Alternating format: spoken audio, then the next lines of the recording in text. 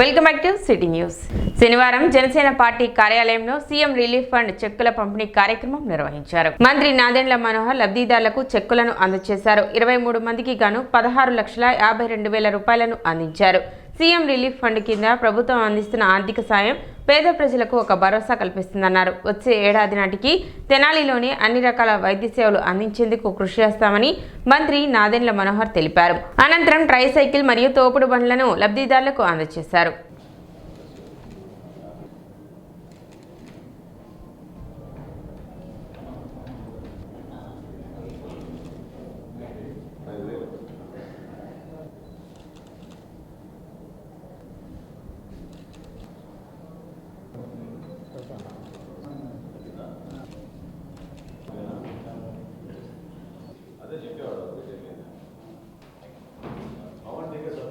కూటమి ప్రభుత్వం ఏర్పడిన తర్వాత ముఖ్యంగా ఎవరైతే ఎమర్జెన్సీగా అనుకోకుండా ఆరోగ్య సమస్యలు వచ్చి అదేవిధంగా యాక్సిడెంట్లో కూడా పాపం హాస్పిటల్లో చేరినప్పుడు ఆ ఖర్చు భరించలేని పరిస్థితిలో ఆ కుటుంబాలను ఆదుకోవడానికి ముఖ్యమంత్రి గారి సహాయ నిధి అనేది ప్రభుత్వం ఏర్పాటు చేసింది.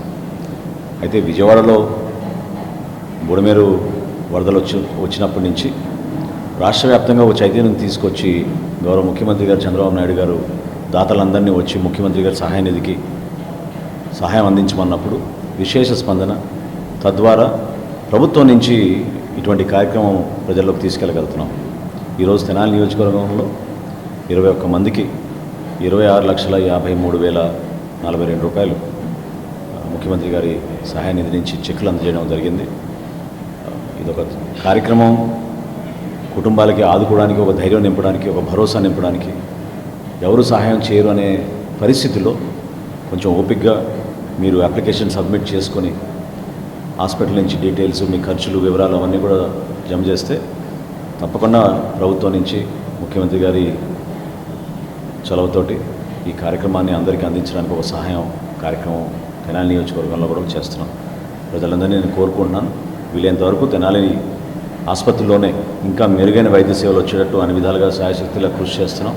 వచ్చే సంవత్సరానికల్లా వేరే పట్టణానికి వెళ్లకుండా ఎటువంటి సర్జరీ అయినా, ఎటువంటి వ్యాధి అయినా మన తెనాల్లోనే మనం జాగ్రత్త చేకూర్చు వాటికి సరైన ట్రీట్మెంట్ జరిగేటట్టు అన్ని ఏర్పాట్లు చేస్తామని సందర్భంగా హామీ ఇస్తూ ముఖ్యమంత్రి గారి సహాయ నిధిని మాత్రం ఎమర్జెన్సీ పర్పసెస్ కోసం కుటుంబాలని ఉపయోగించుకోమని మరొకసారి తెలుపుకుంటాం.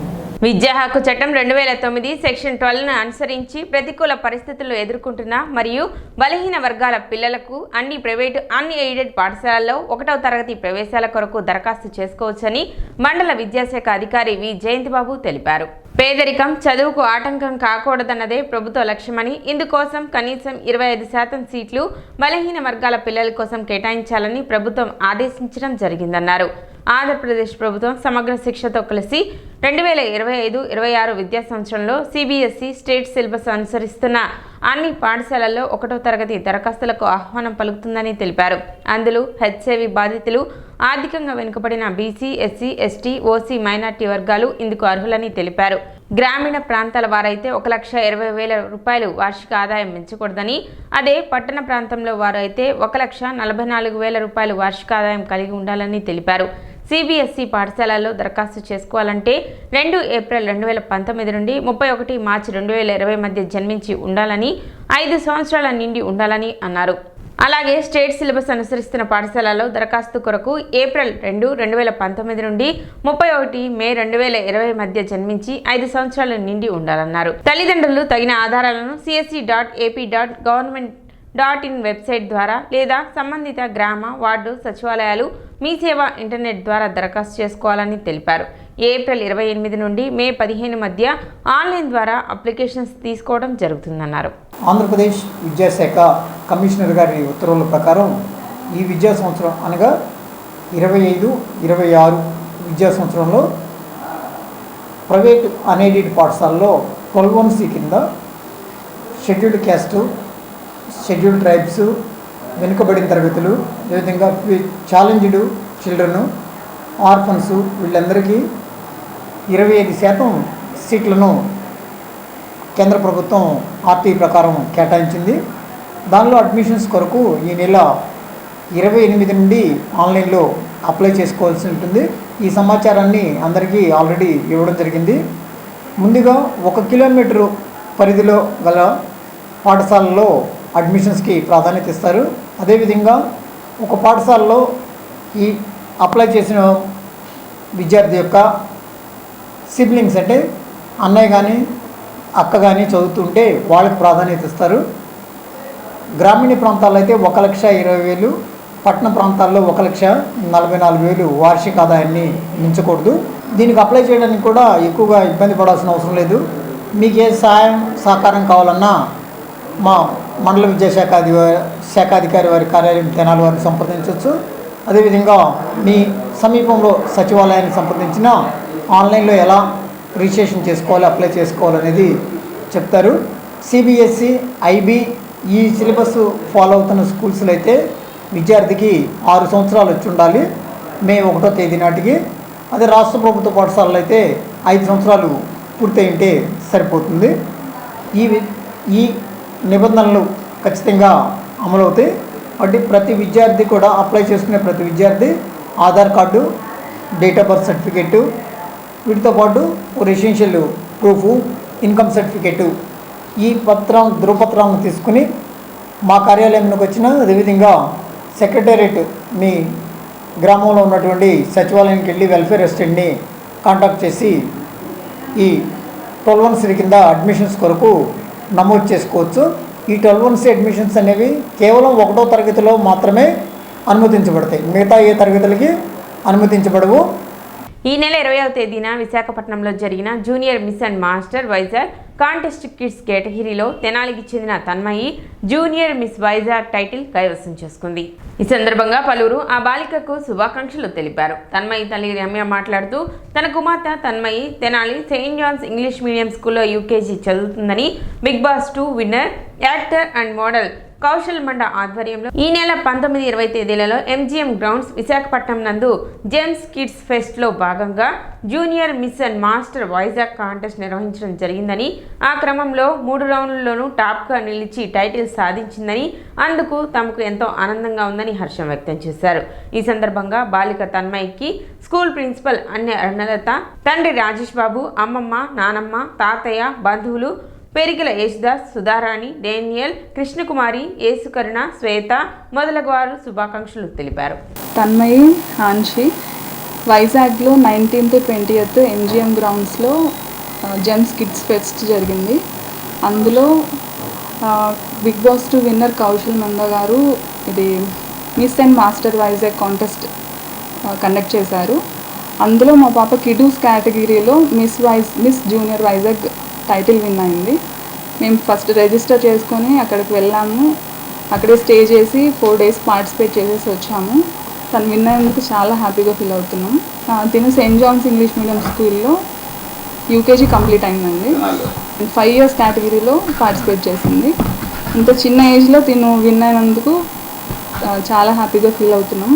పేరెంటింగ్ అనేది చాలా ఇంపార్టెంట్. యాక్చువల్గా ఓన్లీ స్టడీస్ కాకుండా overall growth, overall development of the child మీద కాన్సన్ట్రేట్ చేస్తే పిల్లలు వాళ్ళ ఫ్యూచర్ చాలా బాగుంటుందని నా అభిప్రాయం. ఇద్దరు పాపలు కూడా హై ఐక్యూ అండి, ఐక్యూ చాలా ఎక్కువ అండ్ వెరీ యాక్టివ్. వాళ్ళ own decision making, own thinking skills చాలా ఎక్కువ. సో వాళ్ళలో ప్లసెస్ ఏంటి అనేసి మనం చూసి మనం ఆ ఫీల్డ్లో వాళ్ళని ఎంకరేజ్ చేయాలి. మరి మా మేనకోడలు కూతురైనటువంటి ఈ తన్మయి వైజాగ్ వరకు వెళ్ళి, అంటే ఇద్దరు వెళ్ళారు, తన్మయి వాళ్ళ సిస్టర్ కూడా. అమ్మాయి చివరి దాకా వచ్చింది కానీ పాపం టైటిల్ గెలవలేకపోయింది. మరి ఈ చిన్న వయసులోనే టైటిల్ గెలవడం అనేది, అంటే ఇక్కడ చాలా కాంపిటీషన్ బాగుంది. గెలవడం అనేది చాలా హ్యాపీగా ఉంది మా అందరికీ, మా కుటుంబ సభ్యులందరికీ కూడా. అఫ్కోర్స్ చిన్నప్పుడు నేనైతే ఎటువంటి పార్టిసిపేట్ చేయలేదు. So at least they are participating and wish her and her sister all the best. Jammu కాశ్మీర్లో జరిగిన ఉగ్రదాడిని నిరసిస్తూ ప్రజా సంఘాల ఆధ్వర్యంలో ప్రదర్శన నిర్వహించారు.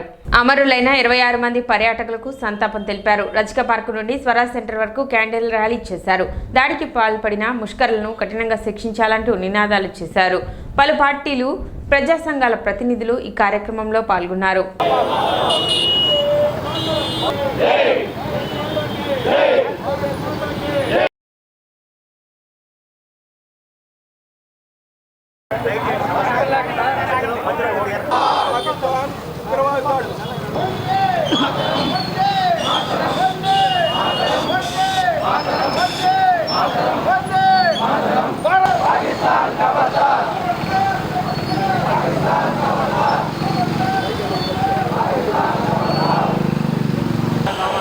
खबरदार खबरदार बोलो भारत माता की भारत माता खबरदार खबरदार खबरदार खबरदार भारत माता की भारत माता की భారతదేశం మీద పాకిస్తాన్ ఉగ్రవాదులు ముష్కరులు పెహల్గాం యాత్రకు వెళ్ళినటువంటి 26 మందిని 50 మందిని మొత్తం మతం అడిగి మీరు ఏ మతానికి చెందిన వాళ్ళు అని అడిగి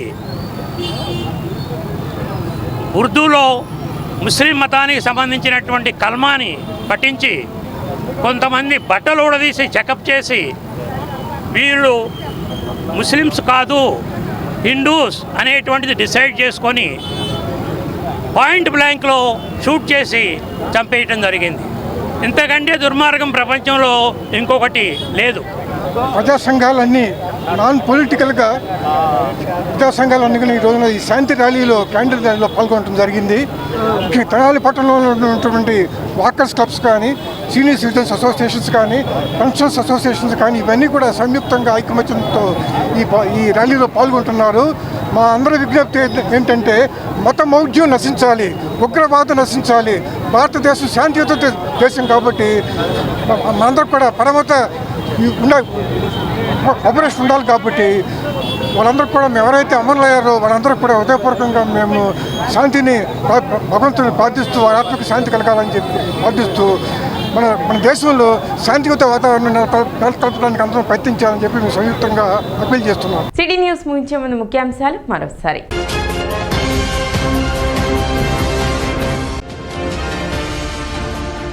డంపింగ్ యార్డ్ను పరిశీలించిన మంత్రి నాదెండ్ల మనోహర్. మే చివరి నాటికి 50% చెత్త తరలింపు ప్రక్రియ పూర్తి చేయాలని అధికారులకు ఆదేశాలు.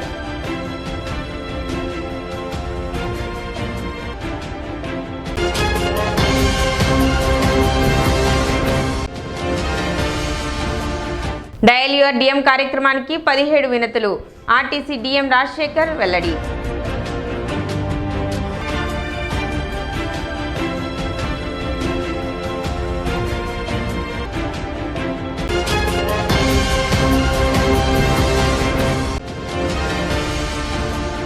సీఎం రిలీఫ్ ఫండ్ చెక్లను లబ్ధిదారులకు పంపిణీ చేసిన మంత్రి నాదెండ్ల మనోహర్.